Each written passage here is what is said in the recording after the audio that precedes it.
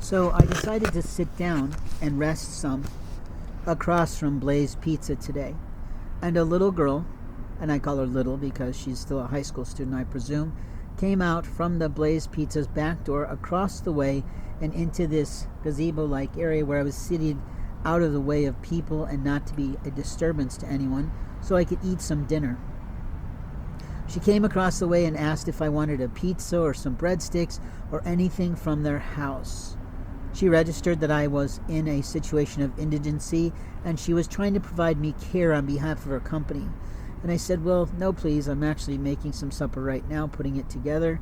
I was in the midst of eating some Munster cheese, which I sort of adore. And openly she said, is there anything I can get you? And I said, well, I'd love a little lemonade. So across the way she went back to the shop. She came out with a glass here of lemonade and also a bottle of some sort of a light carbonated beverage and a bottle of water. And I apologize, but I've already polished that off. But it was quite nice. And I needed that because I didn't have any beverages exactly prepared and made. I do carry some extra water, but I don't always remember that, and that's okay. After she came over and went back, and I gave her a little thank you token called a faith fob that I make, or a love finder, that was called the Believer, and it has a handle that says believe and a little arrow for something that I had achieved at the end. And I gave it to her. I showed her how it worked.